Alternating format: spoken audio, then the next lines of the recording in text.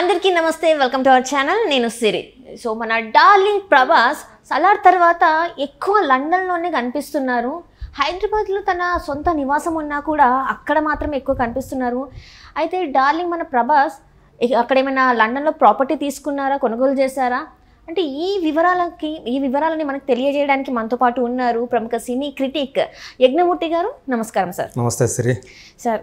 మన డార్లింగ్ ప్రభాస్ గారు సలార్ తర్వాత ఎక్కువ చూసినట్టయితే మన ఇక్కడ ఇండియాలో కనిపించట్లేదు. అంటే హైదరాబాద్లో ఇక్కడ తన నివాసం ఉన్నా కూడా ఇక్కడ ఎక్కువ కనిపించట్లేదు.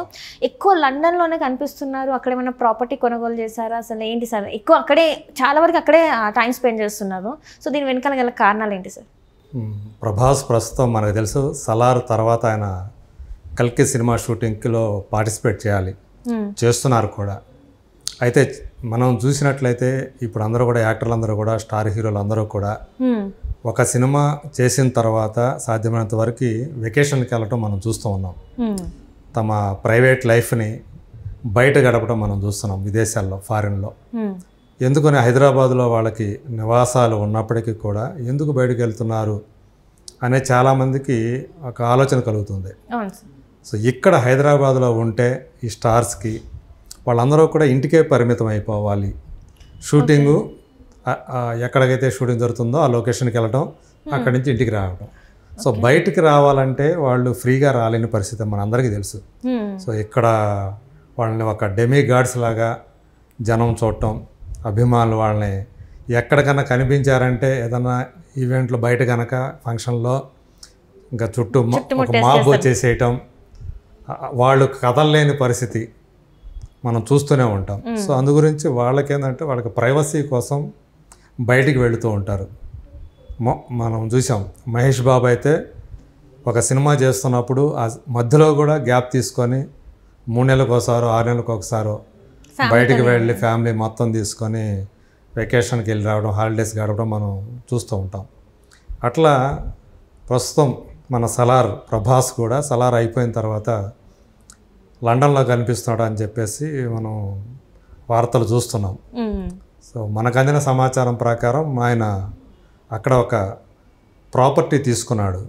అయితే దాన్ని ఆయన కొనలేదని లీజుకి తీసుకున్నాడు అని చెప్పేసి మనకు అందినటువంటి సమాచారం. సో అది చాలా చాలా కాస్ట్లీ అని చెప్పేసి ఆల్మోస్ట్ పర్ యానం 7 crores దాకా దానికోసం ఆయన పే చేస్తున్నాడు అని చెప్పేసి చెప్పుకుంటున్నారు.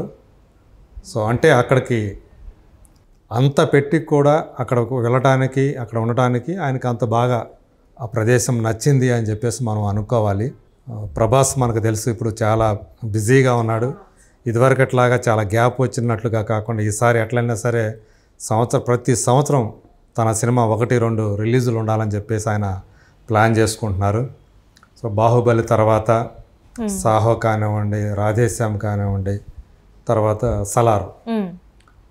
సలార్ తర్వాత కూడా ఆయన కల్కి 2898 AD అనే సినిమాని చేస్తున్నాడు నాగార్జున డైరెక్షన్లో. అలాగే రాజా సాబ్ ఆ సినిమా మారుతి డైరెక్షన్లో చేస్తున్నాడు. సో ఇవి కాకుండా ఇంకా స్పిరిట్ అని ఒకటి ఉంది సందీప్ రెడ్డి వంగా తోటి. అలాగే సలార్కి Part 2 సీక్వెల్ కూడా చేయడానికి ఆయన గ్రీన్ సిగ్నల్ ఇచ్చేసాడు. ఇలా వరుసగా ఆయనకి లైనప్ ఉంది. సో మళ్ళీ ఈ కల్కికి సంబంధించినటువంటి బ్యాలెన్స్ వర్క్ చేయడానికి, అట్లాగే రాజా సాబ్ వర్క్ చేయడానికి ఆయన మళ్ళీ లండన్ నుంచి రాబోతున్నాడు అని చెప్పేసి మనకు అందుతున్నటువంటి సమాచారం. ఒక ప్రభాస్ మాత్రమే కాదు, ఈ బయట కూడా ముంబైలో మన హీరోయిన్లు కానివ్వండి, హీరోలు కొంతమంది అక్కడ ప్రాపర్టీస్ కొనటం, ఈవెన్ డైరెక్టర్స్ కూడా మనం గమనిస్తున్నట్టు విషయం. మహేష్ అయితే తను దుబాయ్లో తనకి సొంతంగా ఒక ప్రాపర్టీ ఉంది, అంటే తను కొనుగోలు చేశాడు, పర్చేజ్ చేశాడు. అట్లా బయట దేశాల్లో తనకు బాగా దుబాయ్ అంటే ఇష్టం. మహేష్ కానివ్వండి, నమ్రత కానివ్వండి. అందుకని తను అక్కడ దుబాయ్లో ఒక ప్రాపర్టీ కొనుగోలు చేయటం, వీలున్నప్పుడల్లా దుబాయ్కి వెళ్ళటం. ఆయన ప్రతి సంవత్సరం అక్కడికి దుబాయ్కి వెళ్తూనే ఉంటాడు. సో కారణం ఏంటంటే తనకు అక్కడ ప్రాపర్టీ ఉంది. సో అక్కడికి వెళ్ళి అక్కడ హాలిడేస్ గడిపేసి వస్తూ ఉంటాడు. అట్లా ఈరోజు చాలామంది అలా అంటే బయట ప్రాంతాలు హైదరాబాద్ కాకుండా కొంచెం ఈ జనాలకి దూరంగా తమ ప్రైవేట్ లైఫ్ని ఫ్రీగా ఎంజాయ్ చేయడానికి బయట ప్రదేశాలని వెతుక్కుంటున్నారు అన్నమాట. సో తమకి ఎక్కడైతే నచ్చుతుందో అక్కడ ప్రాపర్టీ తీసుకోవటము, ఇప్పుడు ప్రభాస్ చేసినట్టు ఒక లీజుకు తీసుకోవటము చేసి అక్కడ వెకేషన్స్ని గడపడానికి అంటే ఇష్టపడతారు. అక్కడ చూస్తున్నట్టయితే సార్ మనకి మన ఇండియన్ కరెన్సీకి అక్కడ కరెన్సీకి చాలా అంటే లివింగ్ కాస్ట్ నేను చెప్పేది, ఇక్కడ లివింగ్ కాస్ట్ అక్కడ లివింగ్ కాస్ట్ చాలా వ్యత్యాసం ఉంటుంది, అది లక్షలలోనే ఉంటుంది. సో ఇన్ని రోజులు మరి లీజ్ తీసుకుంటే ఎంత ఖర్చు అవుతూ ఉండొచ్చు సార్? అంటే దాదాపు మీరు అన్నట్టు అక్కడ కాస్ట్ ఆఫ్ లైఫ్ ఎక్కువే, కానీ వాళ్ళు సంపాదించే దాంతో పోలిస్తే అది దాన్ని పెట్టడం వాళ్ళు బేరు చేయగలరు కాబట్టి అది ఎంత కాస్ట్లీ లైఫ్ అయినా కూడా అక్కడ బేరు చేయడానికి వాళ్ళు సిద్ధపడుతున్నారు. బట్ ప్రైవసీ మెయిన్గా వాళ్ళకి కావాల్సింది ఏంటంటే ప్రైవసీ, దాని తగ్గట్టు కూడా ఒక బ్యూటిఫుల్ ప్లేస్లు చూసుకుంటున్నారు. అంటే అదే ఇదే కోవలో మన రవితేజ గారు కూడా ఒక ఇంటర్వ్యూలో చెప్పడం ఏం జరిగిందంటే సార్, తను ఇండియాలో అసలు షాపింగే చేయరంట. సో ఇండియాలో అసలు షాపింగే చేయాలంటే బయట కంట్రీస్కి వెళ్ళి అక్కడ మాత్రమే షాపింగ్ చేస్తారంట. అంటే నేను అది విన్నప్పుడు కొంచెం అనిపించింది, ఎందుకు మన తెలుగు సినిమాలు చేస్తూ మన ఇండియాలో ఇక్కడ ఎందుకు షాపింగ్ చేయరంటే, వాళ్ళకి షాపింగ్కి వెళ్ళి వాళ్ళకి నచ్చినవి తీసుకోవడానికి అంత టైం దొరకదంట. అంటే వెళ్ళినా కూడా అక్కడ క్రౌడ్ అంతా వెళ్ళేసరికి వాళ్ళకి ఆ ఫ్రీడమ్ ఉండదు. ఇక్కడ ఏ షాప్ కని వెళ్తారు చెప్పండి? షాప్కి వెళ్ళే పరిస్థితి ఉంది అసలు షాపింగ్ చేయడానికి? ఎందుకంటే వాళ్ళు ఎక్కడికి వెళ్ళినా కానీ వాళ్ళని జనాలు గుర్తిస్తారు కాబట్టి ఇమీడియట్గా మొత్తం చుట్టూ చేరిపోతారు. సో వాళ్ళకి ఏంటంటే ఆ ఫ్రీడమ్ కావాలా, ఫ్రీనెస్ కావాలా. సో ఎవరు తమని గుర్తించినటువంటి ప్రాంతం అయితే వాళ్ళు ఫ్రీగా అక్కడ గడపడానికి షాపింగ్ చేసుకోవడానికి ఉండేది. రవితేజ ఇదివరకు, ఇప్పుడు అయితే ఫారెన్ వెళ్తున్నాడు, ఇదివరకు అయితే తను ఎక్కువ బాంబేలోనే చేసేవాడు. కానీ ఈరోజు అక్కడ కూడా అక్కడ జనాలకు కూడా బాగా తెలిసిపోయాడు కాబట్టి అక్కడ కూడా తనకు పాపులారిటీ ఉంది కాబట్టి సో ఇప్పుడు అక్కడ కూడా లేకుండా మీరు అన్నట్టు ఆయనే చెప్పినట్టుగా ఫారిన్ లొకేషన్స్ చూసుకుంటున్నాడు అనమాట, ఇది షాపింగ్ చేయడానికి దీనికి. సో ఇది ఒక ట్రెండ్ లాగా మారిపోయింది. అంటే ఒకరిని చూసి ఒకరు బయట ప్రాపర్టీస్ చూసుకోవటం, వెకేషన్స్ గడపటం, ఇదంతా కూడా ఒక ట్రెండ్ లాగా అయిందని చెప్పుకోవాలి. అంటే ఎన్ని రోజులు అంటే ఇప్పుడు షూటింగ్ సమయంలో అంటే ప్రైవసీ కోసమా ఉంటారా సార్, లేకపోతే జస్ట్ ఒక 1 month? ఇప్పుడు మహేష్ బాబు గారు చూసాం 3 monthsకి ఒకసారి వెకేషన్కి వెళ్ళి ఒక 1 week 15 days అక్కడ గడిపేసి వస్తారు. ఇప్పుడు మరి ప్రభాస్ గారి పరిస్థితి ఏంటి సార్? మరి అక్కడ ఎన్ని డేస్ ఉంటారు ఏంటి అసలు? అక్కడ అంటే ఒక bunch of days ఉంటారా, లేకపోతే 2-3 months అక్కడే కంటిన్యూస్గా ఉండిపోతారా? ఇప్పుడు కల్కి యాక్చువల్గా వేసవికి రిలీజ్ కాబోతుంది, మేలో ఆ సినిమా రాబోతుంది. సో దానికి సంబంధించినటువంటి వర్క్, ఇంకా బ్యాలెన్స్ వర్క్ ఏదైతే ఉందో, ప్రమోషన్ వర్క్ ఎటు తిరిగి చేయాలి కాబట్టి ఇప్పుడు మార్చి రాబోతా ఉంది.